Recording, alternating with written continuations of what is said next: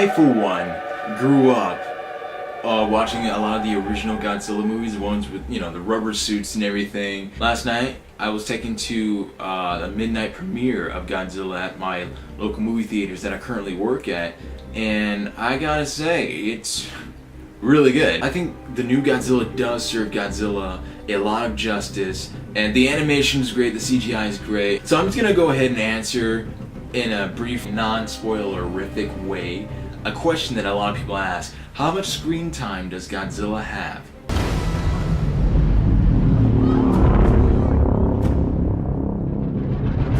Well, I'll put it this way. He's on screen as much as he needs to be for him to serve his purpose and for him to do what he needs to do within the movie. A lot of people feel that Godzilla wasn't really shown enough. I kind of get that, because at the back of my mind I kind of thought, I kind of wish I saw a little bit more of him, like just a little bit, but everything that they do show is totally necessary. I see a lot of resemblance in a lot of Steven Spielberg movies within the new Godzilla, and I think the director Gareth Edwards made sure that, and that Gareth Edwards, one of his biggest heroes is Steven Spielberg. He takes a lot from him. Steven Spielberg, he's kind of like achieved the holy grail, I think, that all filmmakers, or at least I aspire towards, which is, you know, as well as doing something incredibly popular that everyone likes, it's also got heart and soul, and, you know, is very artistic.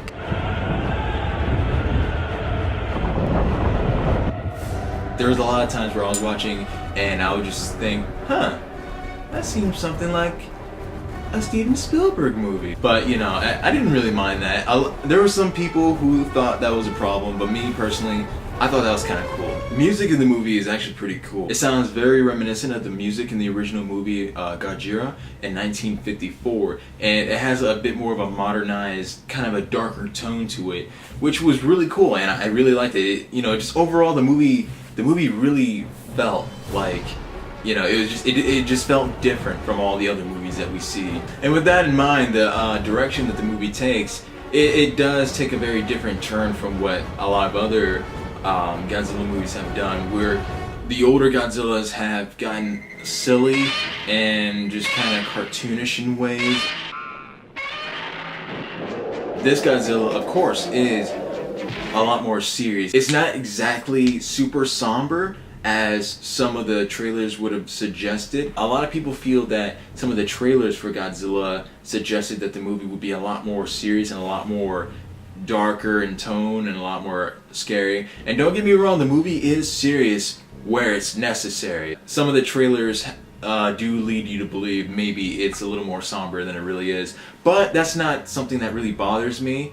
That's just something, there's a lot of things in Godzilla that people just nitpick at, and there's a lot of things you can nitpick at, but that's on you. I mean, if you choose to nitpick at it and then just ruin it for yourself, that's your choice. Go ahead. I'm just gonna go ahead the surface of it and just let you guys see for yourselves. Me personally, my open mind and everything, I thought it was really cool. Because I noticed lately with movies coming out, definitely with superhero movies, that always have this lighthearted side to it. Everyone's loving that, everyone's all over that. But whenever a movie comes out and it tries to be more serious, all of a sudden they get put down and people start giving it bad reviews and rating it down, saying it wasn't funny or it wasn't light enough. So I guess with Godzilla having a little bit more of a lighter tone in certain areas where, like I said, where it's necessary, I feel like everything they did was like right where it needed to be. I felt like it was able to fit in a little bit more with the blockbuster movies coming out this summer, and I feel like it was on the right track with that.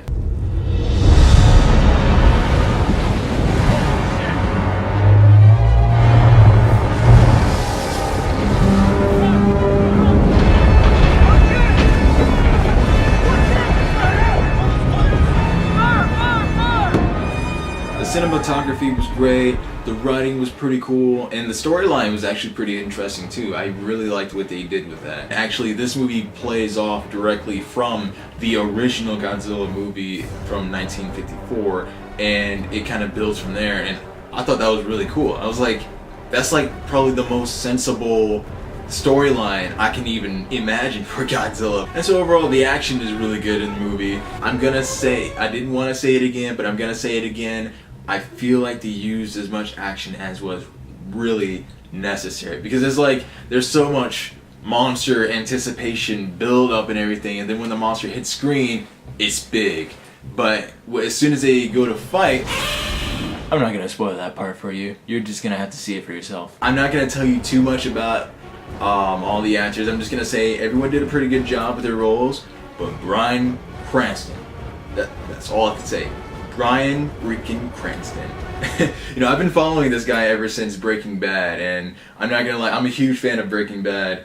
And when I heard that Bryan Cranston was gonna be in Godzilla, I was so psyched. And trust me, he does not disappoint. What's really happening is that you're hiding something out there. And I have a right to know! He kind of steals a show whenever the camera's rolling on him. He's freaking awesome with his dynamic acting and everything. I thought the character Ford could have used maybe a little bit more character development. When he's encountering a lot of these situations with Muto and Godzilla and such, he's not really shooken. He's kind of just like, and then he just kind of goes with it. But now that I think about it, I think it would have been kind of cool to see some things actually change in him, like maybe a mental mindset he had maybe kind of shift, or just, you know, just something changes within him. That would have been kind of cool to see. Ken Watanabe as Dr. Ichiro was very fitting. Like, I really liked the casting choice for that. I thought that fit very well. The arrogance of man is thinking nature is in our control, and not the other way around.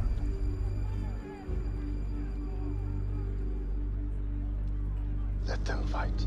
The only problem I had with that the character didn't seem to really do much throughout the movie. I mean, don't get me wrong, he was studying Godzilla for so long, and Muto and such, and he, you know, he's kind of like the animal expert of the movie, and he just, whenever the military is just about to go out and do something, Ichiro, he's just like, he's giving these little tidbits of info as if he's like in Animal Planet or something like that. They're mating, they're calling. I mean, don't get me wrong, it works, but I was hoping he would actually be there, ground zero, where Godzilla's fighting Mutos and such. I'm probably gonna cut that out. That was probably a big spoiler. Not really, but whatever. I don't want to go too far. Elizabeth Olsen does a really good job at being Ellie, and she really does bring in the, you know, that sense of love in a relationship, and that sense of worry, and when someone you love goes far away and you just worry about them and you're not sure what's going on with them. She really represents that very well, and I think that can be very relatable.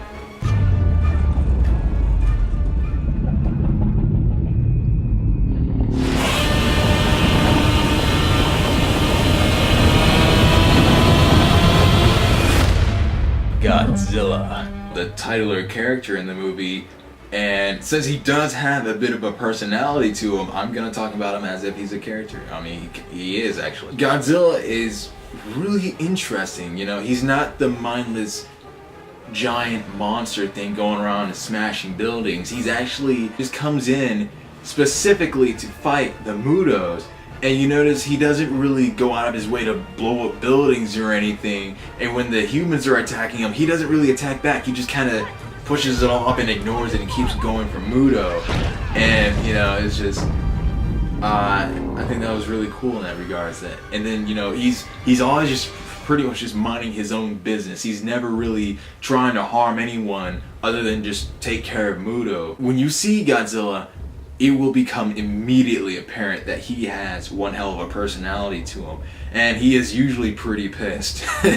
Yeah, especially at Muto, you know. And I just, like, he actually has like these facial expressions that I just love to see on him. And it's really cool. It's really cool because he feels surprisingly human. There are a few times in the movie, a few moments where you'll see that Godzilla isn't an unrelenting force that nothing can stop. When he's fighting Muto and then, you know, there's a little break between the fights for him to breathe, you will see him briefly for a moment actually taking a breath and just like preparing himself. Imagine being in a boxing arena and then after the fight's over, you're all beat up, scarred up, and you just gotta take a breather, and it's just like, mentally you're just like, I need a moment, just let me chill for a little bit, then I'll be back on it. Godzilla kind of gives that sense in between certain fights. This part right here I'm about to say is a little bit of a spoiler, so I'll give you the annotation where to skip ahead to if you don't want to hear the spoiler. It's about the final climax and the final battle in the movie. So if you don't want to hear that, skip to this annotation right here. Alright, good. Give you a chance. Alright, so one of my favorite parts in the movie, it wasn't just one scene, it was just this whole section, the final section of the movie that I loved so much. What I loved about that whole sequence was how Godzilla and Ford seemed to be kind of connected. I really loved that. Like for example, Godzilla was downed at one point and he was probably about to die, and then Ford did something that distracted the Mutos and pretty much saved Godzilla's life. And then when Muto was coming to kill Ford, Godzilla comes back in and saves Ford's life. I just love this scene right here. I love these two parts, where the part where Godzilla has that building fall on top of him, and then Ford is just right there in front of Godzilla, and Godzilla just looks at him. And it's not an angry look. He looks at, like, Godzilla looks at Ford with that look like, you're okay. And then like Godzilla just kind of disappears into the smoke after that. The other awesome part I really liked, I don't think a lot of people really caught this. I don't know if I'm overanalyzing it, but I really like it anyways. The part where Ford is on the boat and Ford just he just like falls over from being so weak and beat up from everything he went through. And as he falls over, he sees Godzilla off in the distance fall over as well. And you know, they just got done saving each other's back and forth and kind of helping each other. And then, you know, they had that eye-to-eye contact. And then, you know, just both of them falling at pretty much the same time. It was like, you know, I felt like there was a connection there of some sort. So I thought that was really cool. Now I'm going to answer another question that a lot of people might be having.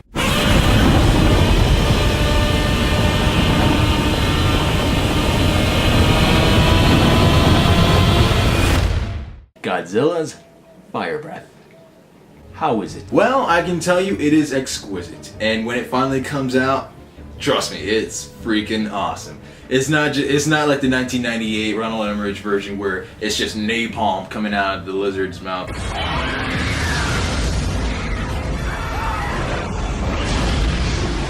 It's satisfying. Trust me, it is satisfying. And believe me, the Mutos are pretty interesting. Like, they legitimately look like some weird alien-like creatures. They have a very animalistic nature to them, both Mutos and Godzilla, which I like. They felt like giant animals fighting each other, and you know, that fit perfectly in my opinion. Now the action isn't anything like a Transformers movie.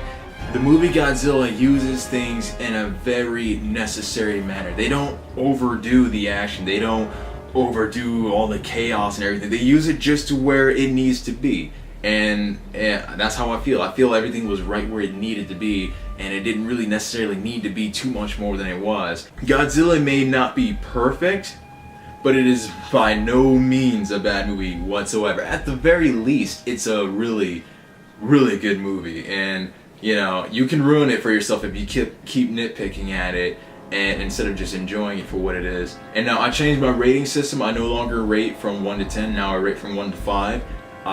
It's kind of simpler for me that way. And so my official rating for Godzilla is a 4.5. Yeah, that's right, a 4.5. Because, like I said, it's not perfect, but it's pretty damn good for what it is. I was totally satisfied. What I say to you guys, is it worth checking out? Hell yeah. Just, you know, take a friend, just go out there and check it out. And, you know, don't set your expectations way too high. I mean, don't get me wrong, it is Godzilla, the iconic monster that only everybody knows. But it does serve its purpose. It does everything it tries to do pretty well, in my opinion. And it's a lot better than a lot of other monster mash thrillers that I've seen. It may not be as spectacle or as flashy as, say, Pacific Rim, but it doesn't need to be, because it's not Pacific Rim. It's not shiny robots. It's not glowy monsters. It's Godzilla. It's prehistoric creatures fighting each other and setting things right. So, you know, with all that in perspective, and if you look at it the right way, you know, you'll enjoy the movie just that much more. So my message to you guys, just, you know, I'm not going to tell you what to do, but if you want to enjoy the movie the most, like any other movie, don't over nitpick it. Understand what it is. Understand what it's going for, and just, you know, understand that there are some things in the movie that could have been done better, but for what it is, it's still a really, really good movie, and it's one of my favorites. And Gareth Edwards, I shall be keeping tabs on you. I should rephrase that. I shall be watching you. No. I shall be... I got my eye on... No. I'll be looking forward to your next movie. I think that works. This is Eddie William Brooks. I hope you enjoyed my review of the new Godzilla.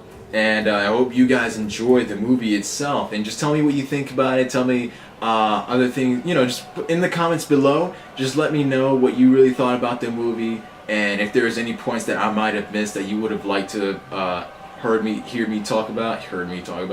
And you know, just give me some suggestions for what else I should be going to review, because currently I'm waiting for the next X-Men movie to come out, and when that comes out, I'll be reviewing that. So, you know, if you like my reviews and you like any of the stuff I do, please leave a like and subscribe. That'll give me motivation, and that'll surely help me out with knowing that you guys out there are actually listening. And so I'll just have all the more reason for reviewing these movies for you guys and letting you know how they are. I'm an open-minded guy, and so, you know, I'll review pretty much anything you ask me to, as long as you leave it down in the comments below. And I'll see you guys later. Peace out.